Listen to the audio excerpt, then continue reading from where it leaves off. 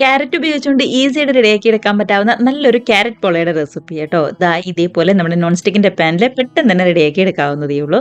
അപ്പോൾ വൈകുന്നേരം നല്ല ചൂട് ചായയുടെ കൂടെയൊക്കെ ദാ ഇതുപോലെ ഒരു സ്നാക്സ് ഉണ്ടെന്നുണ്ടെങ്കിൽ അടിപൊളിയായിരിക്കും. അപ്പോൾ മിസ് ചെയ്യാതെ ട്രൈ ചെയ്ത് നോക്കുക. കമന്റ്സ് ഒക്കെ ആണെന്നുണ്ടെങ്കിലും മറക്കാതെ അറിയിക്കുക കേട്ടോ.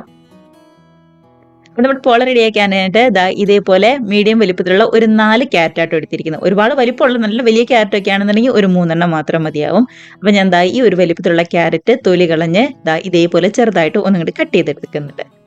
ഇനിയിപ്പോൾ ഇതൊന്ന് ശരിക്കും വേവിച്ചെടുക്കണം. ഞാനിപ്പോൾ കുക്കറിലാട്ടോ വേവിച്ചെടുക്കുന്നത്. ഇല്ലാന്നുണ്ടെങ്കിൽ നമ്മുടെ ആവിയിൽ വെച്ച് നന്നായിട്ടൊന്ന് വേവിച്ചെടുത്താലും മതിയാവും.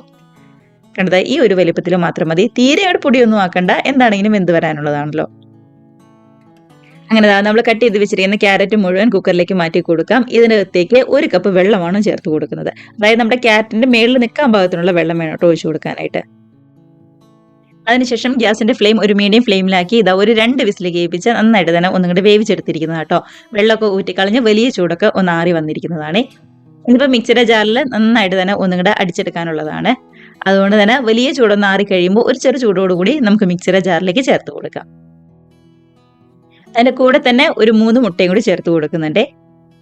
മിക്സിയുടെ ജാറിലേക്ക് തന്നെ ചേർത്ത് കൊടുക്കാം. ഇതിലേക്ക് മധുരത്തിന് വേണ്ടിയിട്ട് പഞ്ചസാരയാണ് ഞാൻ എടുത്തിരിക്കുന്നത്. ഒരു 1/4 കപ്പ് പഞ്ചസാര നമുക്ക് ചേർത്ത് കൊടുക്കാം കേട്ടോ.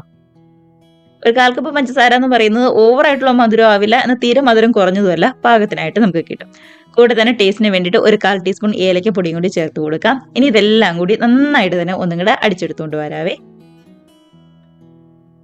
ഒട്ടും വെള്ളം ചേർക്കാതെ ദാ ഇതേപോലെ നന്നായിട്ട് തന്നെ അടിച്ചെടുത്തുകൊണ്ട് വന്നിട്ടുണ്ട്. കട്ടകളൊന്നുമില്ലാതെ ശരിക്കും നമുക്ക് കിട്ടിയിട്ടുണ്ട് കേട്ടോ. കണ്ടതാ ഇതേപോലെ നല്ല കട്ടിയായിട്ട് തന്നെയാണ് ഇരിക്കുന്നത്. ഇനി ഇതിലേക്ക് കുറച്ചും കൂടി നല്ല ടേസ്റ്റിന് വേണ്ടിയിട്ട് ഒരു 5 ടേബിൾ സ്പൂൺ പാൽപ്പൊടിയും കൂടി ചേർത്ത് കൊടുക്കുക കേട്ടോ. പാൽപ്പൊടി ഓപ്ഷണലാണ്, കയ്യിലുണ്ടെന്നുണ്ടെങ്കിൽ ചേർത്ത് കൊടുക്കുക. ചേർത്ത് കഴിഞ്ഞാൽ നല്ലൊരു ടേസ്റ്റ് ഉണ്ടാവുകയെ. കണ്ടതാ ഇതേപോലെ പാൽപ്പൊടിയും കൂടി ചേർത്ത് പതുക്കെ ഒന്നങ്ങോട്ട് മിക്സ് ആക്കിയിട്ട് ഇനി ഒരുപാടൊന്നും കറക്കണ്ട, ജസ്റ്റ് എല്ലാം കൂടി ഒന്ന് മിക്സ് ആയി വരാൻ പാകത്തിന് ഇതേപോലെ ഒന്ന് കറക്കിയെടുത്താൽ മാത്രം മതിയാവും. എല്ലാം നന്നായിട്ട് അടിഞ്ഞു വന്നതാണ്, ജസ്റ്റ് ഒന്ന് കറക്കിയെടുത്താൽ മാത്രം മതി കേട്ടോ. അപ്പോൾ ഇത്രയേ ഉള്ളൂ നമ്മുടെ പോളയുടെ മിക്സ് എന്ന് പറയുന്നത്. ക്യാരറ്റ് പോളയുടെ മിക്സ് ഇവിടെ റെഡി ആയിട്ടുണ്ട്. ഇനിയിപ്പോൾ നേരെ നമുക്ക് റെഡിയാക്കി എടുക്കാം. അപ്പോൾ നമ്മൾ പോള റെഡിയാക്കി എടുക്കാനായിട്ട് ഇതേപോലെ നോൺ സ്റ്റിക്കിന്റെ ഒരു പാൻ തന്നെ എടുക്കുക കേട്ടോ. കുറച്ചും കൂടി വലിപ്പമുള്ള പരന്ന പാൻ എടുക്കുകയാണെന്നുണ്ടെങ്കിൽ പെട്ടെന്ന് റെഡി ആയിട്ട് വരും. ഇതിപ്പോൾ കുറച്ച് കുഴിയുള്ള ഒരു പാനാണ്. ചുറ്റും നെയ്യൊന്ന് പറ്റി കൊടുക്കുക. അതിനുശേഷം നമ്മൾ റെഡിയാക്കി വെച്ചിരിക്കുന്ന മിക്സ് മുഴുവൻ ഇതേപോലെ അങ്ങോട്ട് ഒഴിച്ചു കൊടുക്കുക കേട്ടോ. നെയ്യൊക്കെ പറ്റി നമ്മുടെ പാൻ നന്നായിട്ട് ചൂടായിട്ട് വന്നതിന് ശേഷം വേണം കേട്ടോ ക്യാരറ്റിന്റെ മിക്സ് ഒഴിച്ചു കൊടുക്കാനായിട്ട്. അതിനുശേഷം ഗ്യാസിന്റെ ഫ്ലെയിം ഏറ്റവും ലോ ഫ്ലെയിമിലാക്കി ഒരു 15-20 മിനിറ്റെങ്കിലും റെഡിയായി വരാനായിട്ട് ഒന്നുകൂടെ വെയിറ്റ് ചെയ്യാവേ. ഇതേപോലെ ഒരു 1/4 ഭാഗം ഒന്നുകൂടെ റെഡി ആയിട്ട് വരുമ്പോൾ മുകളിൽ കുറച്ച് കാഷ്നട്ടും മുന്തിരിയൊക്കെ ചേർത്ത് കൊടുക്കാൻ ഇഷ്ടമാണെന്നുണ്ടെങ്കിൽ ചേർത്ത് കൊടുത്ത് മറ്റൊരു പാനിലേക്ക് മാറ്റി മറുവശവും കൂടി ഒന്ന് പതുക്കെ മുരിയിച്ചെടുക്കുന്നുണ്ട്. സൈഡൊക്കെ ആണെന്നുണ്ടെങ്കിലും പതുക്കെ ഇതേപോലെ ഒന്ന് റെഡിയായി വന്നതിന് ശേഷം മറ്റൊരു പാനിലേക്ക് ഒരു നോൺ സ്റ്റിക്കിന്റെ പാനിലേക്ക് തന്നെ കുറച്ച് നെയ്യൊന്ന് പറ്റി ഇതേപോലെ മറിച്ചിട്ട് കൊടുത്ത് ജസ്റ്റ് ഒന്ന് റെഡിയാക്കി എടുത്താൽ മാത്രം മതിയാവും.